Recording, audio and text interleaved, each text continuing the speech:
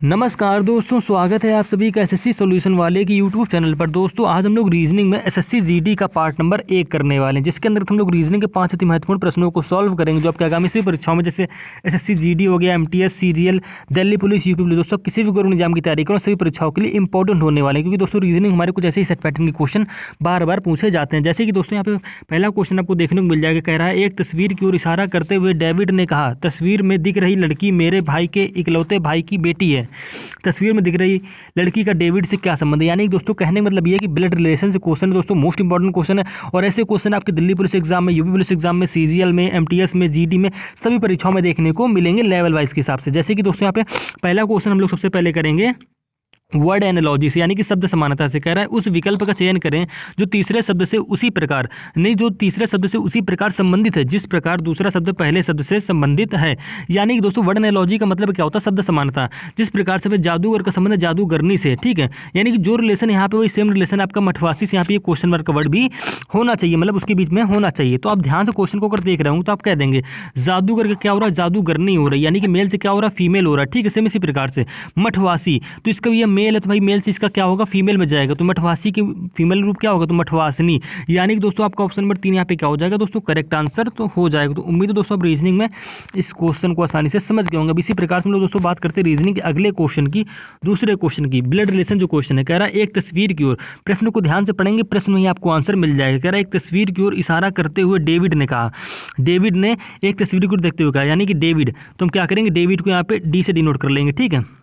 David ने कहा तस्वीर में दिख रही लड़की, ठीक है, तस्वीर में दिख रही लड़की मेरे भाई, यानी कि तस्वीर में जो लड़की दिख रही है वो मेरे भाई, मतलब मेरा कौन हो गया? डेविड हो गया यहाँ पे, यानी कि डेविड का भाई की बात हो रही है, ठीक है। डी फॉर डेविड है, ये डेविड का भाई हो गया, ठीक है। मेरे भाई के इकलौते भाई, ठीक है। डेविड का भाई कौन हो गया? ये हो गया, ठीक है। इसका कोई नेम नहीं है। कह रहा है मेरे भाई के इकलौते भाई, यानी कि दोनों आपस में भाई हैं। अब इसके भाई के इकलौता भाई कौन होगा? भाई फिर से डेविड आ जाएगा, ठीक है। की बेटी है, यानी कि डेविड की ही बेटी है वो जो बेटी है किसकी है?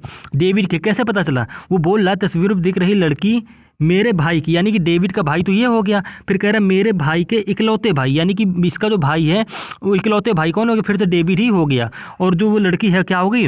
डेविड की बेटी होगी, क्योंकि यही बोल रहा है प्रश्न में, ठीक है। तो पूछ रहा था तस्वीर में दिख रही लड़की का डेविड से क्या संबंध है? तो भाई जो लड़की है वो डेविड की क्या लगेगी? तो लड़की जो डेविड की लगेगी बेटी, ठीक है। यानी कि दोस्तों आपका ऑप्शन नंबर यहाँ पे 2 करेक्ट आंसर हो जाएगा। तो उम्मीद है दोस्तों आप रीजनिंग में इस क्वेश्चन को आसानी से समझ गए होंगे। अब इसी प्रकार से दोस्तों हम लोग बात करते हैं रीजनिंग के अगले क्वेश्चन की, नंबर 6 के क्वेश्चन की। कह रहे हैं निम्नलिखित में से कौन सी संख्या दी गई श्रृंखला में प्रश्न चिन्ह को स्थान लेगी, ठीक है। यानी दोस्तों यहाँ पे जो प्रश्नवाचक चिन्ह मिल रहा है, यहाँ पे हमको एक संख्या भरनी है। कैसे भरेंगे? तरीका पहले समझिए। देखो जब भी हमको सीरीज के क्वेश्चन मिल जाए तो हमेशा हम क्या करते हैं? सीरीज को गैप से बना के सीरीज को पहले ध्यान से देखते हैं, घट रही है बढ़ रही है, फिर उसमें गैप का लॉजिक देखते हैं, ठीक है। जोड़, गुणा, भाग, घटाना, स्क्वायर, क्यूब, प्राइम नंबर, ये सारे लॉजिक आपको माइंड में रखने होते हैं। अब देखो सीरीज में क्या हो रहा है, देखो यहाँ पे क्या हो रहा है? 9 से 41 से क्या हो रहा है? 716 हो रहा है, 716 से क्या हो रहा है? 520 हो रहा है, 520 से यहाँ पे क्या आएगा? तो आपने थोड़ा सीरीज को ध्यान से देखा, आप कह दो भैया 9 से 41 से 716 हो रहा है, 716 से 520 हो रहा है, यानी कि सीरीज हमारी कहाँ जा रही? माइनस में जा रही। माइनस का मतलब क्या हो रहा है? घटते हुए क्रम में जा रही, ठीक है। तो आप क्या करोगे? देखिए भाई, ना तो इस सवाल सीरीज में आपको कहीं स्क्वायर मिल रहा है, ना कहीं क्यूब मिल रहा है, तो आपने क्या किया भाई? सिंपल से क्या करो? गैप से निकालोगे। यानी देखिए 9 से 41 से जो हमारा 716 बनना है, कैसे बनना है? तो भाई आपको नहीं पता है तो आप क्या करो? ऐसे डायरेक्ट कर भी नहीं सकते हो, तो आप तुरंत क्या करेंगे? 9 से 41 में 716 घटा लेंगे। तो घटा के देखिए क्या आता है, तो 11 में 6 जाएगा दोस्तों, 5 बचेगा, ठीक है। यहाँ पे 3 में से 1 जाएगा, 2 बचेगा, यहाँ पे 9 में 7 जाएगा, 2 बचेगा, यानी क्या आ गया? 225 आ गया, ठीक है।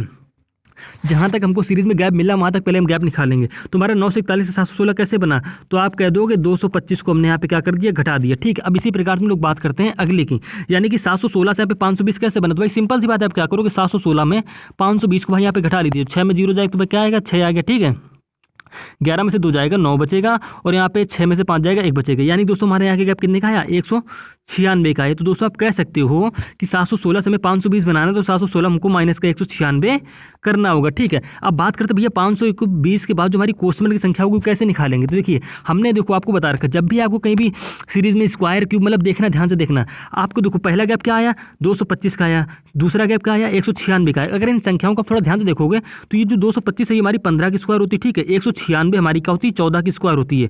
यानी कि देखो इसमें आपको एक सीक्वेंस, एक लॉजिक मिलेगा ना, आप गैप से तभी तो बना पाओगे। 520 के बाद जो संख्या हमारी कैसे निकालोगे? तो भाई तुमको एक गैप मिला, हमने क्या करा? 941 से 716 के बीच गैप निकाला, निकाला 225 का आया, ठीक है। 716 से 520 का गैप निकाला, हमारा कितने का आया, एक माइनस मतलब 196, ठीक है, ये आएगा। अब 520 के बाद वाली संख्या कैसे आई निकालोगे, तो भाई 196 के बाद कौन सा गैप होगा, आप डायरेक्टली तो निकाल नहीं सकते हो, लेकिन आप जैसे इन संख्याओं को देखा, यानी जो गैप आया 225 हमारी 15 की स्क्वायर हो रही, ठीक है, 196 हमारा 14 की स्क्वायर हो रहा है, यानी कि 15 के बाद किसका स्क्वायर हो, 14 का स्क्वायर हुआ, ठीक है, घट के हुआ, तो 14 में एक घटाओ तो किसका स्क्वायर होगा, 13, यानी जो हमारी 520 के बाद वाली जो संख्या बनेगी वो क्या होगी, 13 की स्क्वायर से घट के बनेगी। मतलब कहने वाला दोस्तों ये है, जिस प्रकार से आपने 14 के स्क्वायर को क्या किया 716 में घटा दिया, आपका 520 बन गया। सेम इसी प्रकार से 14 के बाद क्या आएगा दोस्तों, 13 आएगा, ठीक है, यानी कि 13 के स्क्वायर, तो 13 के स्क्वायर आप सभी जानते हो क्या होता है दोस्तों, 169 होता है। आपने 520 कैसे बनाया था, तो आपने क्या करा, जो 14 की स्क्वायर थी उसको 716 में घटाया। सेम इसी प्रकार से भाई 13 स्क्वायर किस में घटाओगे, 520 में, यानी कि 520 में भाई सिंपल सी बात है, क्या करो 13 का स्क्वायर घटा दो, तो आपकी क्वेश्चन मार्क की वैल्यू आ जाएगी। तो जैसे 520 में 13 का स्क्वायर यानी कि 169 घटाएंगे तो 10 में से 9 जाएगा दोस्तों, 1 बचेगा, ठीक है, 11 में से 6 जाएगा, 5 बचेगा, ठीक है, यहाँ पे 4 में से 3 जाएगा, एक 4 में से 1 जाएगा, सॉरी 4 में से यहाँ पे 1 जाएगा, क्या बचेगा, 3 बचेगा, तो आपका क्या आ जाएगा 351, यानी कि दोस्तों क्वेश्चन मार्क की वैल्यू हमारी क्या हो जाएगी यहाँ पे 351, जो कि आपको ऑप्शन नंबर 3 में देखने को मिल रही होगी, यानी दोस्तों आपका ऑप्शन नंबर 3 यहाँ पे क्या हो जाएगा, करेक्ट आंसर हो जाएगा। अब लेकिन इसी प्रकार से हम बात करते हैं कि ये 207 उसके बाद दे रखा है, सीरीज में क्या दे रखा है 351 के बाद 207, ये कैसे बनना होगा, तो भाई सिंपल सी बात है, 13 के स्क्वायर के बाद किसकी स्क्वायर होगी, यानी कि घट की होगी स्क्वायर, यानी कि 13 के बाद क्या आता है घट के, तो कह दोगे 12 आता है, यानी कि 351 से 207 कैसे बनेगा, तो 12 है, यानी कि 12 है, यानी कि भैया कहने मतलब ये है कि 351 में 12 स्क्वायर 144 घटा दो तो आपका 207 बनना चाहिए। क्या देखो बनना है या नहीं बनना है, तो देखिए घटा के देख लेते हैं, 11 में से 4 जाएगा 7 बचेगा, ठीक है, 4 में से 4 जाएगा 0 बचेगा, 3 में से 1 जाएगा 2 बचेगा, यानी कि आपको 207 आ रहा है, और आपको देखो यहाँ सीरीज में 207 दे भी रखा था, यानी कि दोस्तों ये सीरीज में हमारा यही सीक्वेंस और यही लॉजिक लग रहा। तो उम्मीद है दोस्तों आप रीजनिंग में इस क्वेश्चन को भी आसानी से समझ गए। सीरीज में हुआ क्या, हमने 941 से 716 के बीच गैप निकाला, कितने का आया था 225 का है, ठीक है, माइनस 225, 716 से 520 कैसे बना, तो भाई माइनस के 196 करके बना था, लेकिन हमें 520 के बाद डायरेक्ट संख्या चाहिए, क्वेश्चन मार्क कैसे निकालेंगे, तो भाई 196 के बाद वाला में गैप पता होना चाहिए, तो ये गैप का हमने कैसे निकाला, तो हमको एक में एक सीक्वेंस मिला, सीक्वेंस का मिला, ये हमारा हो रहा 15 का स्क्वायर, ये हो रहा हमारा 14 का स्क्वायर, तो भाई जाहिर सी बात है 15 से 14 हो रहा, तो 14 के बाद क्या होगा यहाँ पे 13 होगा, यानी कि यहाँ पे 169 आ जाएगा, ठीक है, हमने 520 में 169 घटाया, तो हमारी क्वेश्चन मार्क की वैल्यू 351 आ गई। तो इसी प्रकार से हम लोग क्या करेंगे, सीरीज की इस टाइप के क्वेश्चन को आसानी से सॉल्व कर लेंगे। अब दोस्तों बात करते हैं सीरीज में मतलब अगले क्वेश्चन की, बॉर्डमॉस के नियम से संबंधित क्वेश्चन की। कह रहा है 4 नंबर में, क्या कह रहा है, चिन्हों को क्रमिक रूप से बदलने और दिए गए समीकरण को संतुलित करने के लिए गणितीय चिन्हों के सही संयोजन का चयन कीजिए। यानी कि दोस्तों बस आपको यहाँ पे इतना बताना है कि इन 4 ऑप्शनों में से जो हमें चिन्ह दिए गए, कौन से ऑप्शन के चिन्ह रखने पर ये समीकरण हमारा क्या हो जाएगा भाई, संतुलित हो जाएगा। देखिएगा आपको करना कुछ नहीं, ऑप्शन बाई ऑप्शन इसको उठा के रखना, तो इसकी भी हमारी क्या होती है, एक ट्रिक होती है।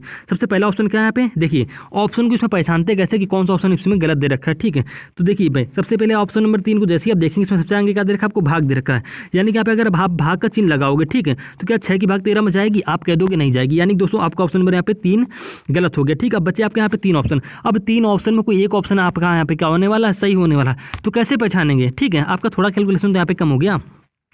तो अब जैसे ही ऑप्शन नंबर 1 को यहाँ पे रखोगे, यानी कि पहले क्या है प्लस है, ठीक है, उसके बाद क्या है माइनस है, चिन्हों को क्रम से रख लेंगे, यहाँ पे गुणा है, उसके बाद क्या है भाग, उसके बाद क्या है इक्वल टू बराबर, यानी कि बराबर पे आपको 70 लाना है। कैसे करेंगे, तो बॉर्डमॉस के नियम से सॉल्व कर लीजिए।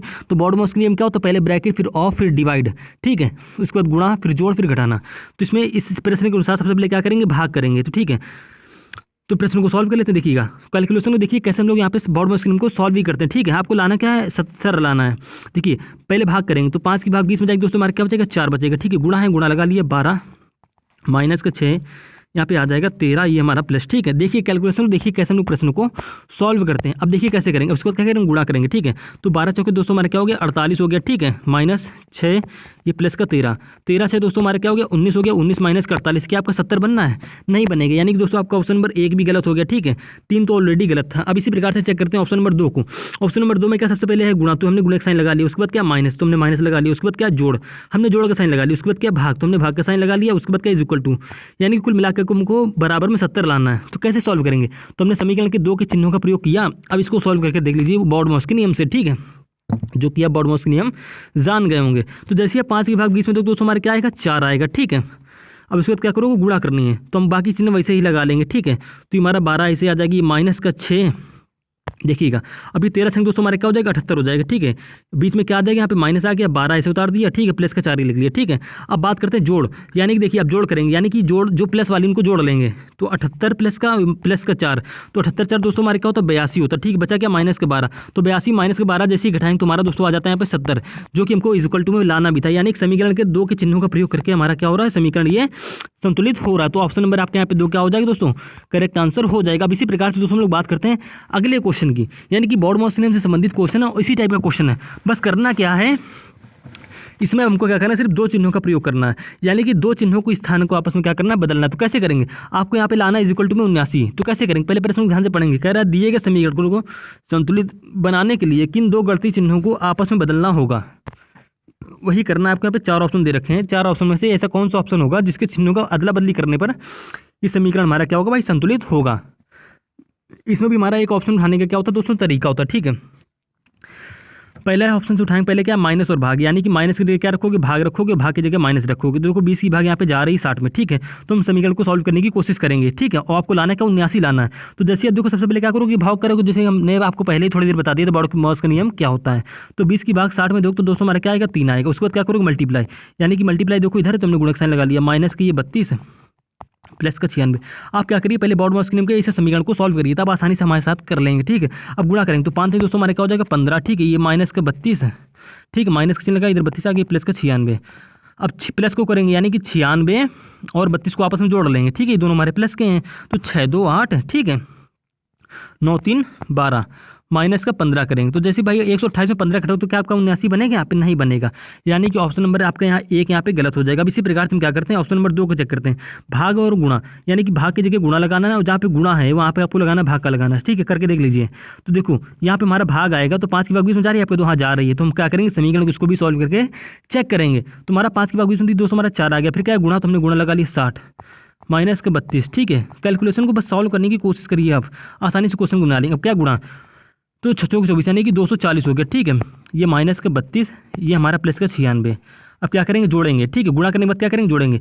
तो 32 और 96 और 32 हमारा दोस्तों अभी क्या हुआ था 128, ठीक है।